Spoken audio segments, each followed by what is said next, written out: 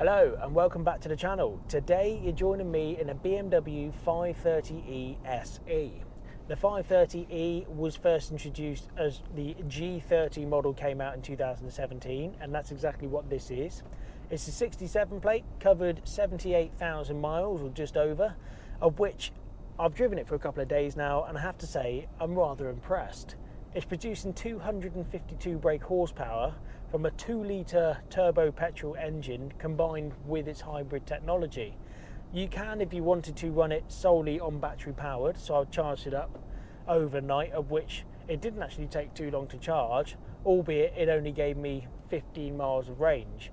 And when you think about it, 15 miles is not a lot. But there is an enormous amount of people where their work is only 6 miles away, or it might even be 10 miles away, of which you could do, if it's 6 miles, both your journeys solely on battery power, or if it's 10 miles, the majority of your trip on battery power with a little bit of petrol engine to kind of top it up if and when you need it to. And I think, whilst driving this for a couple of days, why are we not exploring hybrid technology to kind of be more of a sustainable answer to the question that we're trying to kind of get to the bottom of, is what is the future of cars? I'm not a lover of battery powered cars, not because of the technology that's in them, because I think they're very impressive as a standalone product, more so the infrastructure amongst particularly the southwest of the UK that isn't really there yet, and also the production of the cars. I'm not sure people necessarily realise how much is required to make a battery powered car. There's been many studies out there. I'm not going to get into the debate of it because we're reviewing a 530E, but it does beg the question of why you wouldn't explore this. I've got fantastic amount of power at 252 brake, it's no slowpoke, and I'm also achieving what is a rather impressive MPG. I have zero range anxiety because I'm still able to run it on dinosaur juice should I choose to, but I've also got the best of the battery technology helping out the internal combustion engine to get me the best return on my journey. You've got 3 different drive modes which I can select on the eDrive button down here. So at the moment we're just in the auto eDrive, which basically means that the car's going to make up its own mind as to whether you want it to be running on battery power or you want the engine to kind of kick in to give you the power from there.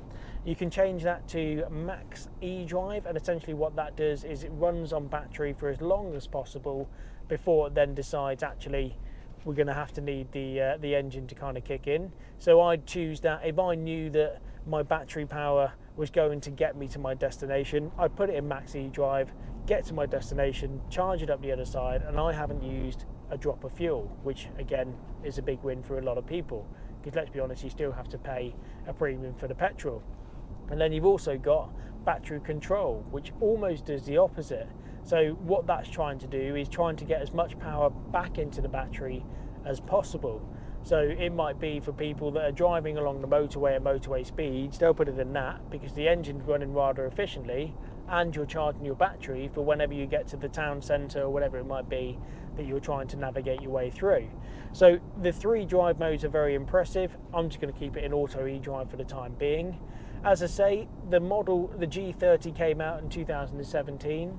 I actually think it was an improvement over the previous model of 5 Series. I'm not quite convinced on the new 3 Series yet, but I think over time it may well come round. But I think they look fantastic. I much prefer the look of an M Sport. Let's be honest, that they are a bit more aggressive looking and a bit more sporty. But as an SE goes, it's a very comfortable drive. I've got these 18-inch alloy wheels with these Eagle F1 tyres all round, so it's providing, with a nice big thick sidewall, a very comfortable drive.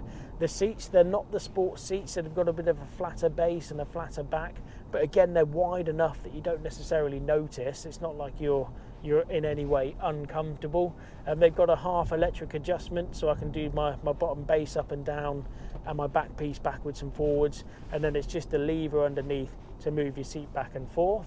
It's got a couple of extras on this one here with the adaptive LED lighting, which I think is very impressive from BMW. So it does all your high beam assist, but it also does it in almost like a cutaway shape of the car in front. It's kind of difficult to explain, but when you're using it, it's actually very good. But everything, as BMW normally is, seems to be made out of a quality product, apart from the the finer trims, and I'll go through that in just a minute. But the layout is nice and easy. You've got your window switches on your door card here. This one's got electric heated power fold mirrors with the anti-dazzle, so I do have a button on the door card here. Believe it or not, that is an additional extra with BMW. As I mentioned, it's got the automatic lights, and the switches for that are just down here. You've also got parking lights and bits and pieces on the buttons just there. Wipers on your stalk on the right hand side, automatic wipers, indicators on the left, and you've also got your adaptive button just on the end there, so that's how you know whether it's got the adaptive lights. But they've changed it how they used to do it. So on the older BMWs, the stalk would always return to the centre until you made your turn, but there was obviously enough people that didn't necessarily like that, so now it just kind of stays down. I quite liked that it always returned to the middle, but you know, that's really pernickety, should we say.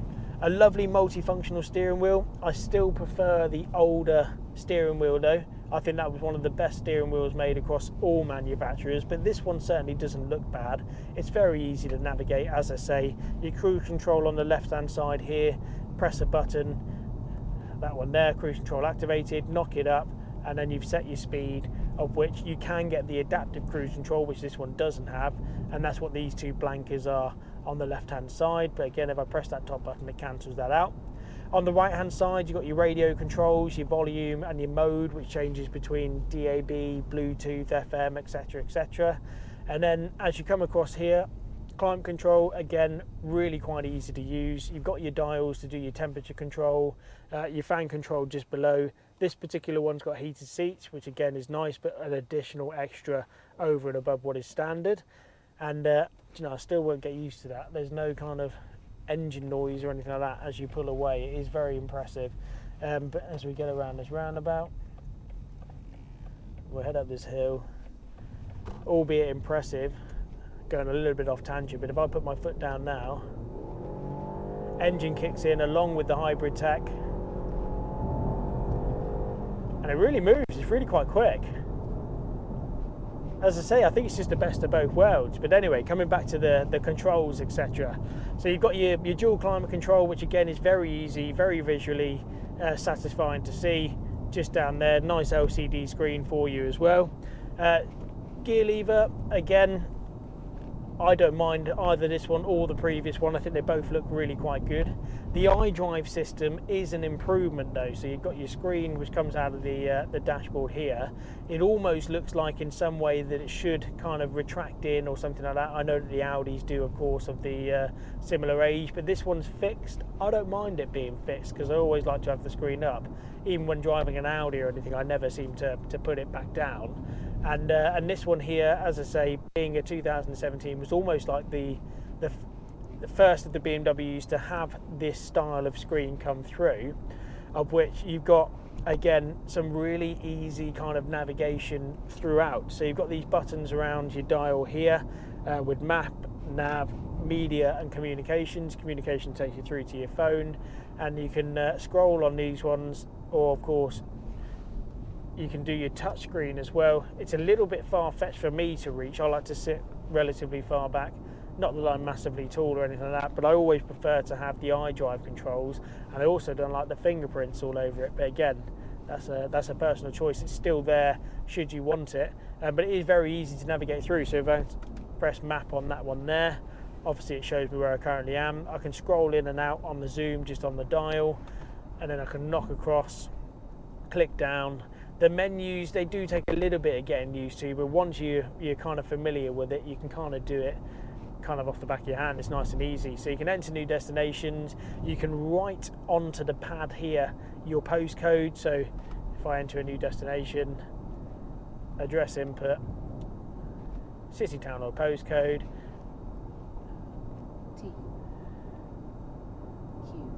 so you can do that, which is quite an impressive bit of kit, and you haven't got to be necessarily too distracted whilst doing it. Although I always like to say to people, if you are driving along, try not to be too distracted by it. The Bluetooth technology is quite cool. So you've got obviously for your audio streaming and also your phone, and it's a little bit. They did release it that you could have Apple CarPlay on this screen. This one doesn't have it, but you do also have the opportunity of a Spotify app, which again runs through your phone, So it's not quite Apple CarPlay, but it's also not just your basic Bluetooth, because with the Spotify app you can go through your recently played or podcasts that have been uploaded or anything like that. So it's almost a little bit soon for CarPlay, because CarPlay is now obviously overtaking everything, and quite rightly so, because it is easier for the manufacturer just to install CarPlay, and it will always have the latest of maps because it's with your phone and everything like that. But it is also better than the technology that was provided previously, just in the sense that, you know, once you kind of set up, you know what you're doing. Apple CarPlay is nice to have, but it's not the be all or end all. As long as I've got my Bluetooth audio streaming, I'm pretty happy. It's got the front and rear parking sensors, which again are an optical display. You can get them with cameras, 360 cameras or the rear view cameras. You've also got this button on the dash here, which gives you intelligent safety. So at the moment they're all on. You can configure individual, of which you've got pedestrian alert and also lane departure warning on this particular one. Pressing menu will always take you back to this kind of main screen here, which I quite like. But yeah, I mean, it's just all quite intuitive and nice and easy to use.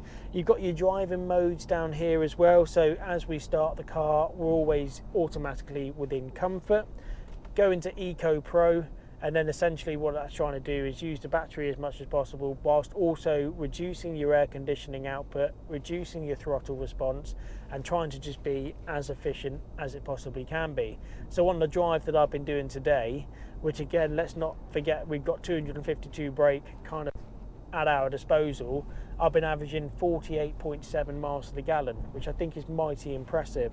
And then you've got the other side of it, which is Sport, and it changes all your digital dials within the dash as well. So I've got these cool looking minimalist type dials, and then on the display here you can have your sport displays, of which it tells you how much torque you're using and how much horsepower, etc. So that's quite a cool thing. We'll go, and it also, your throttle becomes a bit more responsive. The steering slightly heavier to give you a bit more of a feel for the road that you're on. So BMW, I think, have always been rather impressive in that department, in having that buttons that actually do change what you want it to do. So yeah, really quite like that. 5 Series is obviously one of the bigger BMWs that they have, so I've got plenty of space around me in the cabin area. I feel like I'm in a cabin, which is quite nice. Passengers got a load of room, and the rear passengers have also got an enormous amount of room. I'm not a tall bloke by any means, but there is, I'm sure you can see on here, an enormous amount of leg space behind me. So I think it really is a very impressive car. I personally would prefer an M Sport. I think they look a bit better with the honeycomb grills and the bumper and the slightly different cutouts and things like that. But I have to say, I've been driving this for a couple of days and I've really quite enjoyed it. And I really do urge kind of, I don't know, the automotive industry, little old me down in Devon, kind of thinks, why are we not pushing more towards the hybrid rather than trying to go guns blazing into fully electric powered, battery powered cars, when the infrastructure just really isn't there, and I'm not sure it ever could be, in my own opinion. But yeah, I really hope you've enjoyed my review of the BMW 530E. If you have any questions or comments, please don't forget to leave them below, and please do like and subscribe to the channel. The numbers are growing, it really does mean a lot to me, and it really does help, and I hope to see you for the next one. Thank you.